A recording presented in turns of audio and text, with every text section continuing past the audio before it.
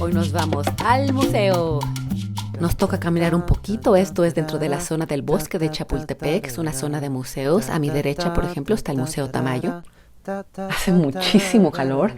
Para mí yo creo que los meses de más calor en la Ciudad de México son marzo y abril. He bajado un poquito la velocidad porque de fondo tenemos una sorpresa. No sé si alcancen a ver. Son ni más ni menos que los voladores de Papantla. Esta es una danza, un ritual milenario asociado a la fertilidad que nativos totonacos realizaban año con año. También se les llama los pájaros de la tierra. Se suben en un poste, este ha de medir como 30 metros de altura, y se lanzan al vacío.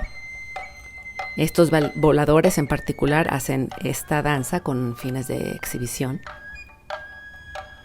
Si se dan cuenta, por ahí se asoma alguna que otra jacaranda, porque marzo es la temporada de jacarandas en la Ciudad de México.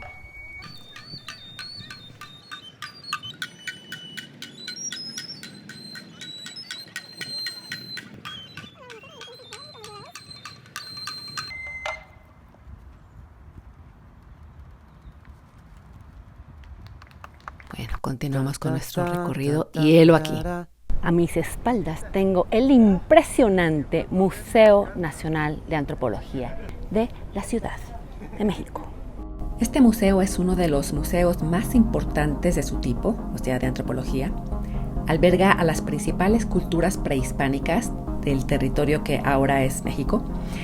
El proyecto arquitectónico estuvo a cargo de Pedro Ramírez Vázquez y se inauguró en 1964. Esta es la entrada, nos pusieron esta estructura para que todavía no veamos la sorpresa del patio. Aquí a la derecha está un mural de Tamayo.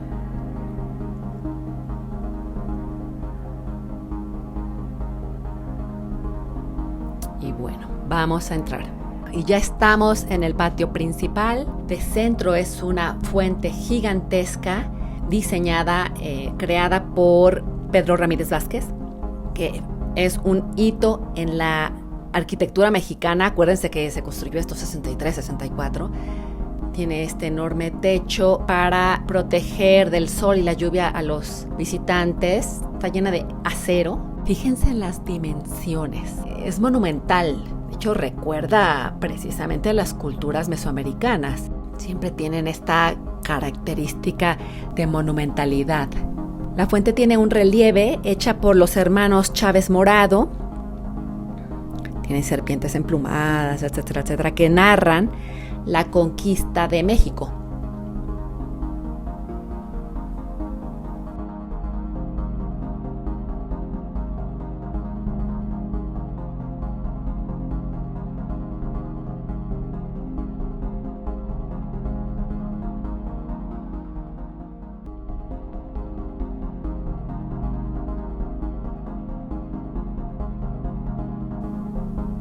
En el fondo vemos un estanque que representa, o es una metáfora del lago de Texcoco, y alrededor de este están todas las culturas.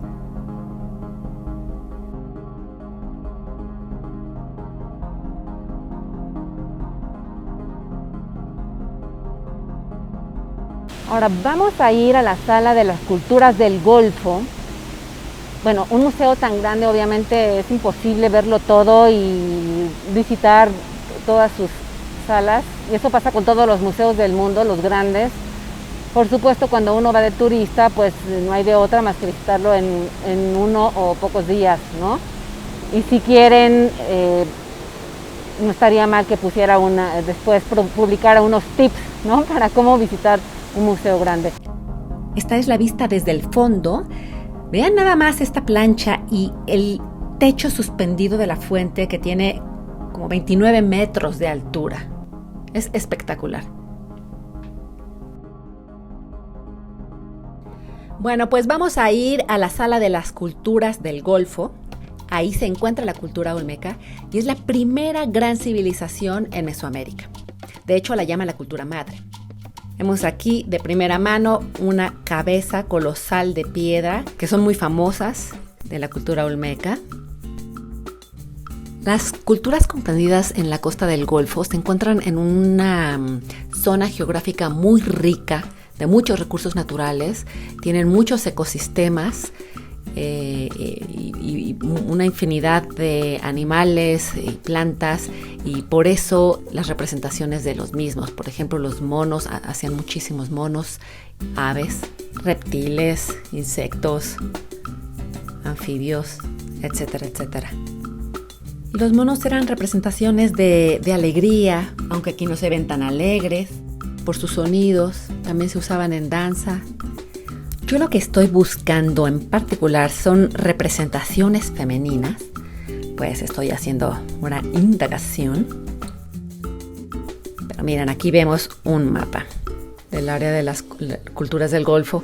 Los olmecas están aquí abajo, estuvieron en los estados actuales de Tabasco y Veracruz, en México, en la zona del Istmo de Tehuantepec, y su florecimiento fue del 1200 al 400 antes de Cristo. Pero vamos a ver. Miren nada más. Estas son de la cultura huasteca. Pero miren los dientitos. Que da cuenta del uso de la mutilación dental, que fue muy común en las culturas mesoamericanas.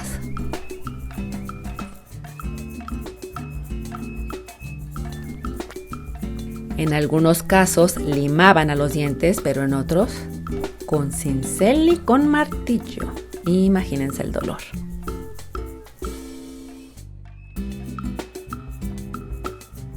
Además de ser grandes labradores de piedra, los olmecas también se distinguen por ser los primeros artistas del jade y los más importantes en toda Mesoamérica. El jade llegaba por medio del intercambio y acompañaban a la alta sociedad con adornos para el cuerpo, cuentas, collares, pectorales, ofrendas, etc. Miren qué extraordinarias esculturitas. No, bueno, fantásticas, fantásticas.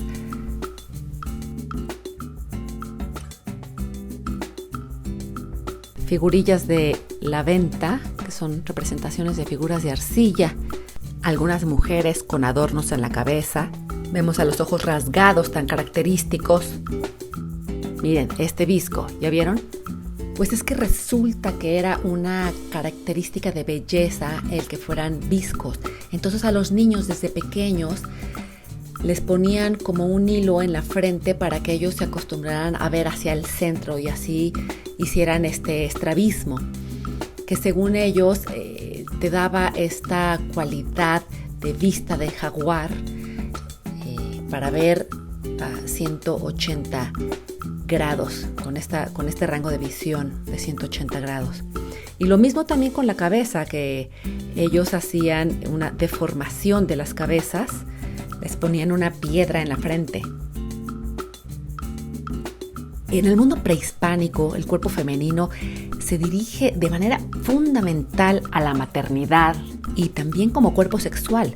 Aunque esto es un poco confuso, porque si bien Julia Tuñón nos dice que muchas figurillas de Mesoamérica enseñan el sexo femenino, destacan estos rasgos sexuales, en esta cultura nos damos cuenta que no es así. Al menos en esas figurillas vemos más bien cuerpos asexuados. Sí vemos que están embarazadas, pero no se ve el sexo. Y bueno, también leí que en este momento se está llevando a cabo una exposición de los olmecas en el Museo Quai Branly en París. Entonces varias de las figurillas que se supone que estarían aquí no están.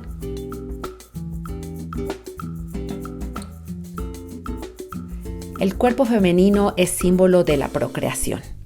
En las culturas mesoamericanas podemos ver a la maternidad en la representación de los cuerpos que ni siquiera, en estas mujeres que ni siquiera han sido madres. Podemos ver una serie de atributos físicos que prometen esta maternidad, como lo son la cintura estrecha, las caderas anchas.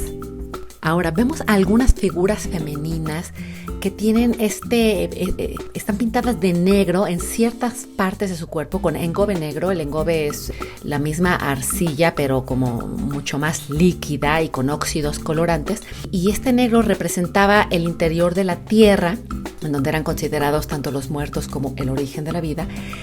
Y la figura femenina del preclásico superior, que es del 300 a.C. al 200 después de Cristo, representaba también a la danza con el movimiento de sus brazos. La danza era creada como un acto que significaba la presencia de la vida en las actividades religiosas. Aquí vemos el negro también en las caderas. Encontramos a muchas figurillas que enseñan los dientes. Incluso hay cabezas colosales de piedra que enseñan los dientes. Era un elemento muy importante. Aquí llegamos a ver una muestra de las caritas sonrientes, que son famosísimas, son de la cultura totonaca. Es un enigma porque no se sabe bien qué es lo que representan, si es que representan algo. Hay quienes dicen que están representando a distintas deidades, que si el dios sol, que si etcétera, etcétera. O que si representan la alegría de la vida, que son silbatos o instrumentos musicales porque tienen unas hendiduras en la boca, o que si representan el culto al pulque y estaban bajo efectos alucinógenos, que si son juguetes, en fin, también para ver un gran despliegue de caritas sonrientes. Les recomiendo muchísimo que vayan al Museo de Antropología de Jalapa, donde tienen como 2,000 piezas.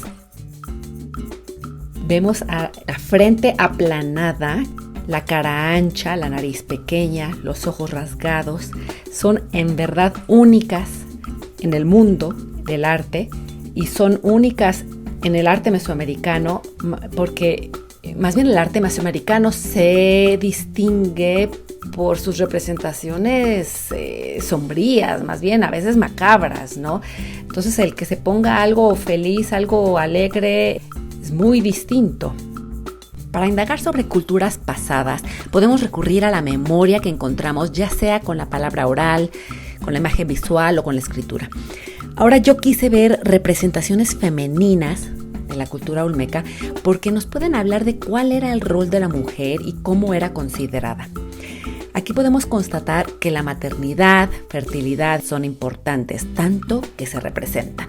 Recordemos que lo que no se representa es porque no existe, como dice el famoso lema feminista, lo que no se nombra no existe.